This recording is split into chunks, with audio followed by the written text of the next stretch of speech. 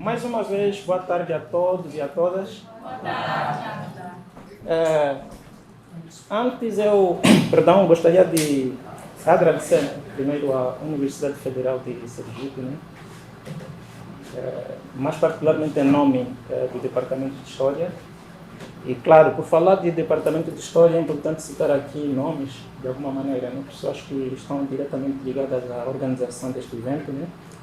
O caso, por exemplo, do Jefada, né? Do projeto Kizomba do Saber, dos professores também, né? No caso da professora Mariana, o Liberato, a Iécia e também o professor Malaquias. E eu peço muito obrigado pelo convite. E tal como a Iécia disse, era a nossa intenção, em algum momento, eu vir para essa universidade para a gente realizar alguns eventos. Finalmente deu certo, né? E cá estou, não só com um grupo de pesquisa, mas de alguma maneira com todos vocês, não é? Pois é. Agora, quanto à minha apresentação, eu não tenho muito para dizer. Meu nome é Ntsimba José. Sei que aqui muita gente teria dificuldade de dizer Ntsimba. Eu ouço, mas é Simba, mas não é Simba, é Ntsimba. É o nome dado aos gêmeos na minha terra. Eu sou da região Congo. Para muitos, a região Congo ficou na história, não é? O famoso reino do Congo. Na verdade, o povo mantém-se. E apesar de o povo estar dividido, digamos assim, em termos territoriais, né? Porque muito por conta da ocupação, invasão, né? E da administração colonial, a África ficou repartida. E eu costumo dizer que a África é uma espécie de fatia de bolo, né? Ou seja, cada um entendeu qual fosse a melhor parte para si. Então, Angola ficou para alguns, África do Sul para os outros e por aí fora. Então, eu pertenço à região Congo, né? E mais concretamente da província do Luís, mas não é sobre isso que eu vou falar, não é? E sou doutorando em literatura pela Universidade Federal de Santa Catarina e, como podem ver, estou ligado à linha de pesquisa Subjetividade, Memória e História e também sou pesquisador de alguns grupos de pesquisa, tanto lá da Universidade Federal de Santa Catarina quanto da Universidade do Estado da Bahia, né? E também do estado de Santa Catarina. Então, literatura é a minha área de pesquisa e eu trabalho mais com as tradições orais, certo? Esse é o meu campo de interesse. E o título que eu dei à fala, como podem ver, Narrativas e Memórias em Trânsito, um olhar a partir dos rios Quilo e Bulunga, Zaire, Angola. Ou seja, a questão central é narrativas e memórias, não é? Em trânsito, mas a partir de uma localidade. Né? Na verdade, a localidade do Quimba, que é um dos municípios da província do Zaire, e eu falarei depois disso.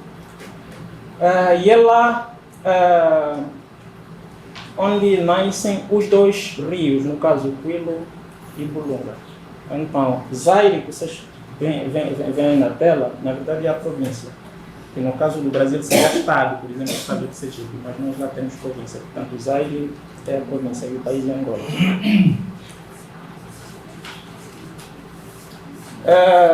Na minha apresentação, e porque falo para um público brasileiro, há quem diz, olha, é sempre bom trazer elementos sobre a história da África, enfim, mas não é sobre a história do que a gente vai falar aqui. Eu trago simplesmente um mapa, simplesmente para reforçar aquela ideia de que quando a gente fala de África, não estamos a falar de um país, como às vezes muita gente pensa. Portanto, estamos a falar de um continente, 54 países, com uma população, conforme estão a ver, com a respectiva área, né? Enfim. Então, é um país com muito... Perdão, é um continente com muitos países. Então, não se pode falar da homogeneidade em África, né? Da complexidade, né, dos povos, línguas, culturas, etc, etc.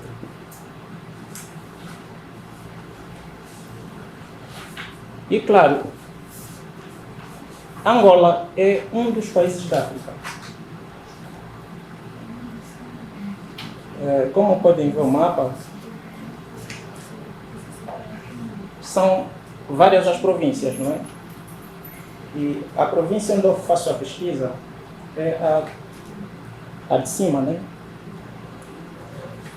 Com a cor amarela, Zaire, acho que podem ver, né? Aqui está mais a norte. Então, tem um enclave lá acima, verde, Zaire e Uís, que na verdade são partes do território do antigo Reino do Congo, não é? Mas que com a divisão político-administrativa de Angola e não só, então essas províncias ficaram com Angola, não é? E a língua falada nessa região é o Kikongo, que na verdade também é falada em algumas partes da República Democrática do Congo, que está ao norte de Angola. Então, Angola tem 18 províncias, né? Tem uma população estimada em 33 milhões, de acordo com algumas fontes que aqui a gente cita. Enfim, então Angola é um desses países. Portanto, a pesquisa vem sendo feita na província do Zaire. E Zaire tem 6 municípios, né? Tem 6 municípios, sendo o sexto, que é o destaque, né? Que é o Quimba. No mapa está lá na região norte, né? Lá mais acima, Quimba, que é a região da pesquisa foi feita. E o Quimba tem 4 comunas, sendo que, quer dizer, na verdade o Quimba é um dos municípios, certo? Como eu disse, a província tem 6, sendo o Quimba um dos municípios. Então, tem 4 comunas, sendo que uma delas tem exatamente o nome de Quimba.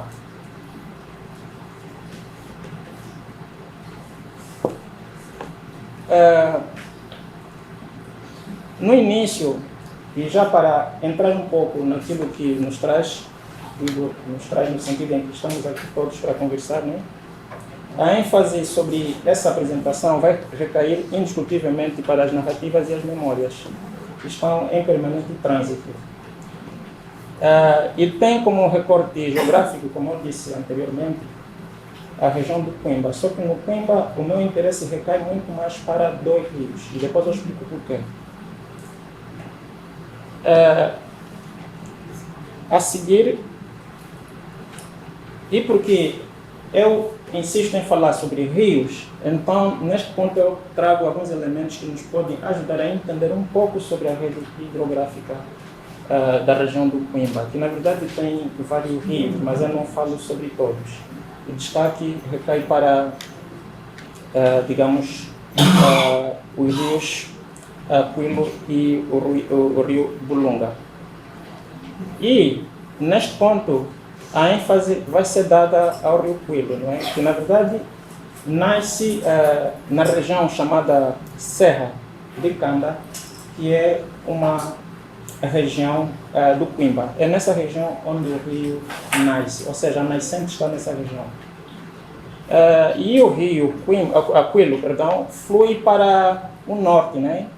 Através da província de Bandundu, ou seja, é um rio que nasce em Angola, na região de Serra de Kanda, mas ela se estende até a República Democrática do Congo, né? Passando pela região de Bandundu, RDC e também Kassai. E, etimologicamente, isto é por conta das minhas conversas com os meus interlocutores, com as minhas interlocutoras ao longo da pesquisa de campo realizada no ano passado, né? É que, conforme podem ver, Cui e Lu, né? Na verdade, há aí essa composição de 2 elementos, Cui e Lu, que na verdade vai remeter para um recurso fonossimbólico, que seria uma onomatopeia. Ou seja, na percepção do grupo é que a água do rio, à medida em que corre, dada a sua velocidade, produz um som, que este som é captado como Cui. Ou seja, enquanto o rio corre, o som produzido pelo rio, dada a velocidade, é percebido como Cui, e onde cai, Lu. Ou seja, esse movimento, certo? Então, é dali onde vem o nome de Quilo. E são vários e várias os interlocutores e as interlocutoras que enfatizam a questão quanto à etimologia do rio Quilo. E abaixo tem uma imagem, que essa imagem também faz parte do meu registro fotográfico, do meu trabalho de campo. E foi tirado exatamente no momento em que eu estava a fazer o trabalho de campo. A seguir, temos o rio Bulunga. Diferente do rio Quilo, né, que nasce em Serra de Kanda, este nasce numa região chamada Casilha, que também está no Quimba, não é?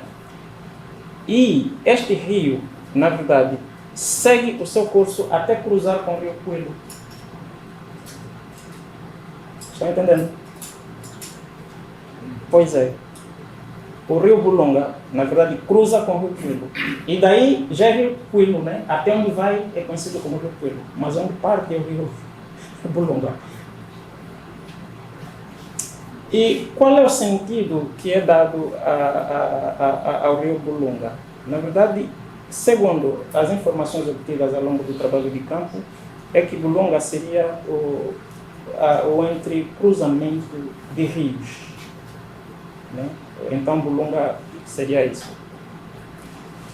E abaixo também trago uma imagem que vai ilustrar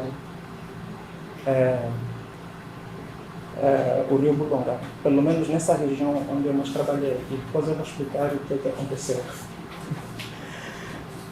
Então, por falar de rios, o ponto a seguir é visões e percepções sobre os rios, né? E aqui eu busco, na verdade, várias referências bibliográficas, sobretudo aquelas que trabalham com as chamadas epistemologias das águas, né? Como é o caso, por exemplo, da Verônica Strang, né? Que vai enfatizar essa ideia de que as imagens das águas descrevem a sociedade como um fluxo de sistemas e circulações. Mas não só, é que também as águas favorecem o nascimento, o surgimento de, digamos, imaginário. Daí se ter dito que, para além dessa questão de sistema econômico, né, tendo em conta a importância da água, mas também um elemento importante é que inspira crenças cosmológicas. E, em outros termos, cito a própria autora, e eu vou traduzir de forma livre, porque ela escreve em inglês, né? A ideia que ela passa é que a água, como sabemos, não deixa de ser uma substância, certo? Só que ela é um elemento de conexão, na medida em que liga as pessoas, liga os bens também. E quanto mais é que, tanto no rio Bulonga quanto no rio Coelho, as pessoas estão diretamente ligadas aos rios.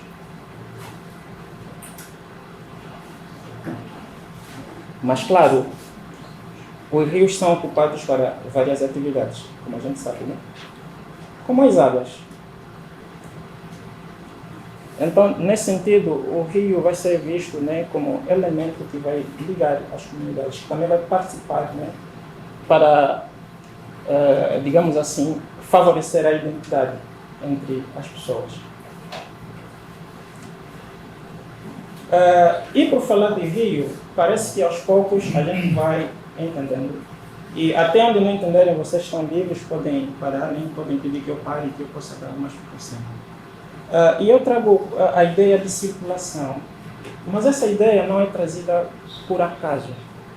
É pensar, inclusive, aquela ideia anterior, né, que a Strang vai trazer, quando diz que os rios vão ser uma substância, né, que, dada a sua importância, vai ligar as pessoas, vai ligar as comunidades, né? Mas também favorece o surgimento de memórias, inclusive a sua circulação. Por quê?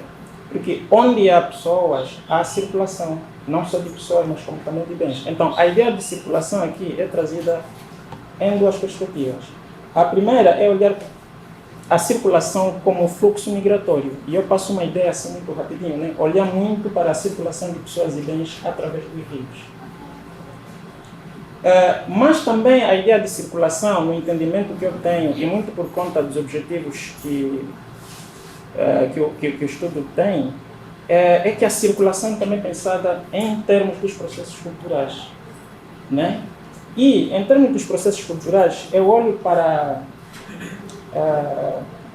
a ideia de circulação como aquela que está associada à articulação de procedimentos textuais e operadores de memória. Procedimentos textuais, o que é que eu estou querendo dizer com isso? Entrando um bocadinho para o domínio da literatura, há estudos que atestam que, e vou dar alguns exemplos, né, baseando muito mais na realidade angolana, tá? Há estudos que atestam que há muitos escritores, muitas escritoras produzindo obras literárias por via da escrita, certo? Só que é uma escrita que vai ser permeada por elementos de fundo, Só que esse fundo tem várias explicações. Uma das explicações que se dá tem precisamente a ver com a transmodalização, ou seja, há escritores que, apesar de escreverem em português textos considerados romances, mas as estratégias de construção, do ponto de vista da estrutura, muitas vezes acabam por ser textos de circulação oral nas comunidades em Angola. E eu vou citar aqui Ana Mafalda Leite. Ela tem um trabalho super interessante que vai tratar sobre a modalização a modalização da época nas literaturas africanas. E uma das teses que ela vai defender no livro é que Pepe Tela, creio que vocês já ouviram falar, não? É um escritor angolano. Tem uma obra dele que se chama Maiondo. Nas constatações da Ana Mafalda Leite, é que, embora o texto escrito por Pepe Tela seja considerado romance, mas há uma estrutura que vai movimentar este romance, como é chamado. E essa estrutura é da épica africana. Ou seja, há um texto épico que move essa narrativa de Pepe Tela, que é uma dimensão. Então aqui eu estou a pensar nos procedimentos textuais. Não sei se está claro, se não está. Aqui é uma coisa. Mas não só, né? Porque pensar procedimentos textuais também pensar as formas de enunciação. No caso de Angola, como no resto de África, isso é muito frequente. Ou seja, escritores, escritoras produzindo obras literárias, né? Obras artísticas, mas que, do ponto de vista da língua, vão articular muitos elementos que vão ser o resultado de coabitação de línguas. E estava a conversar com a professora Mariana, lembra-se da conversa que a gente teve, sobre o que é ler Boaventura Cardoso, né? Aquela narrativa sobre Njinga. Ou seja, quem lê, na verdade, não lê só português, né? Está a ler todo o imaginário construído, que a base linguística muitas vezes é Quimbundo, e não só, certo? Então, pensar os procedimentos textuais também ajuda-nos a ter esse entendimento, né? Para avaliarmos ou examinarmos, então, as obras literárias.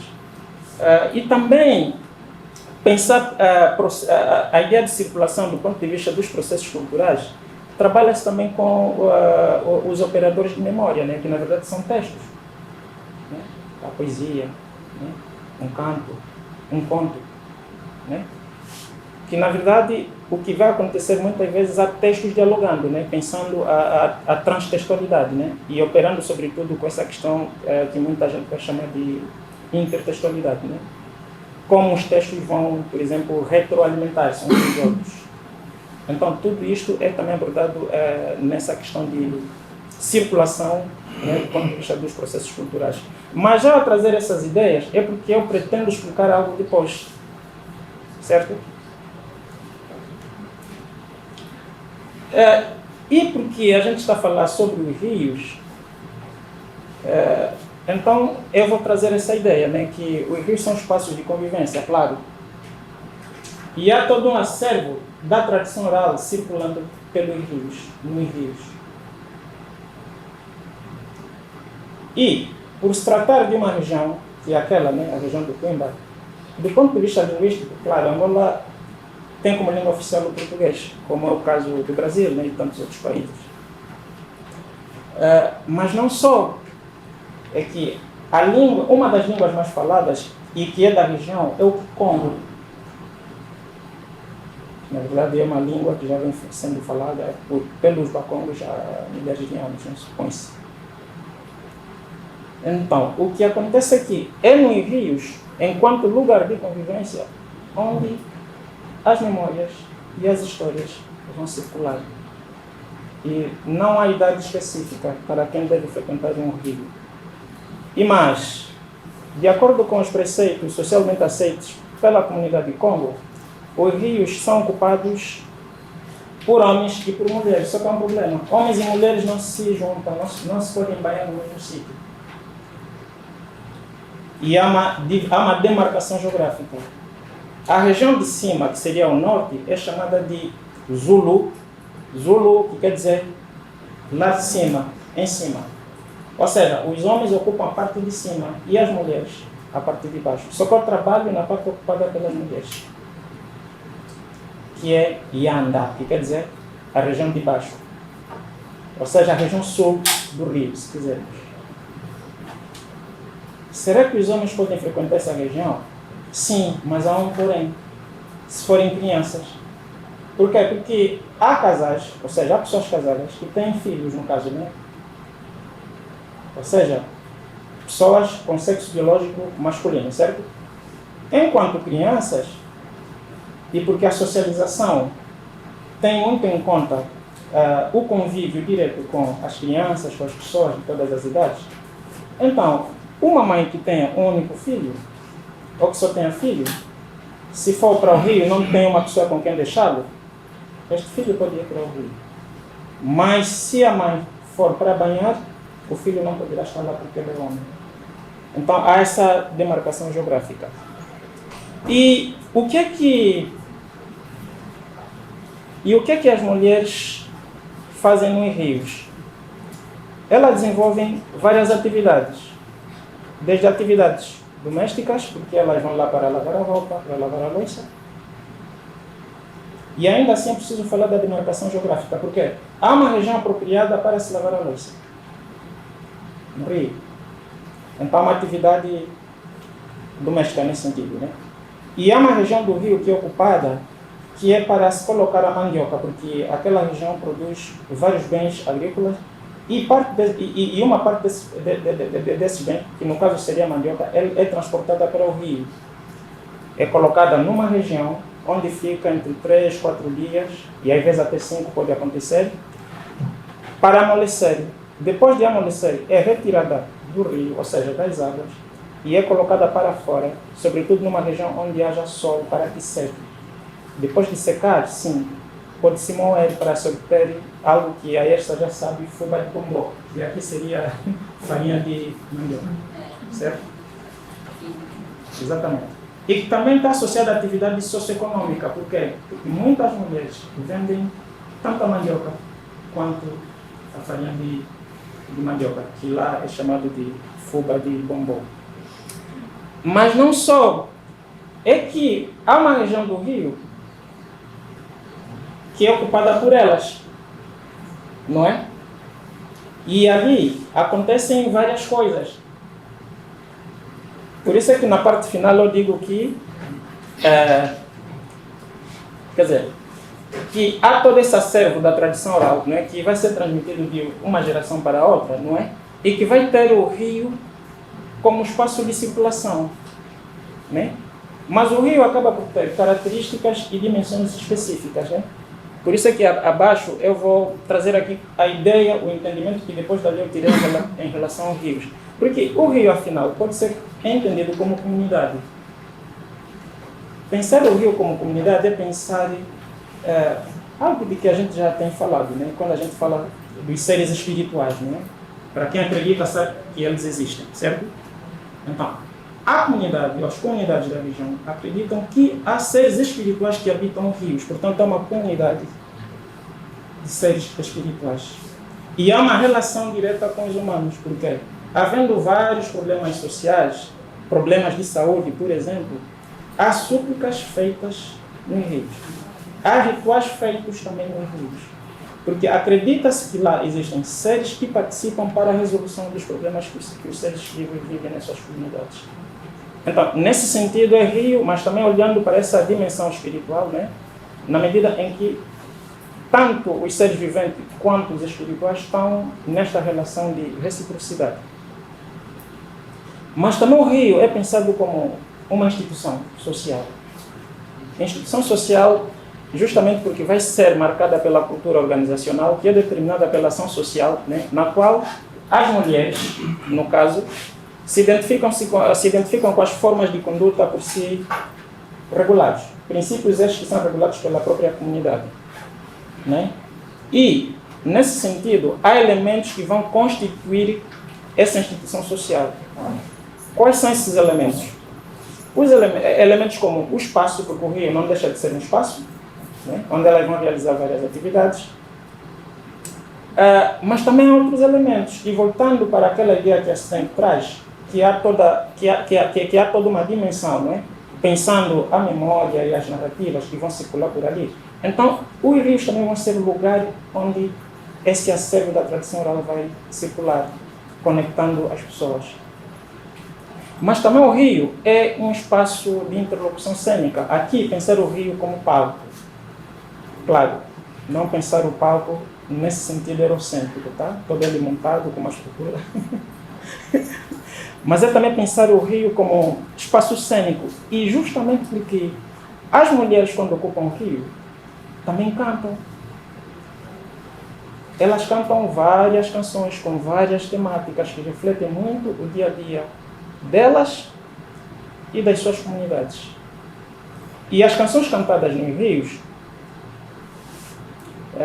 também, algumas delas circulam na sociedade, porque acredita-se que tem essa validade social nesse contexto. Só que há canções que elas não podem cantar na sociedade, segundo o que elas comentam. Por quê? Porque muitas vezes nos rios elas dizem asneiras, cantam asneiras, certo? Elas cantam asneiras também. Então, elas entendem que isso não pode sair para essa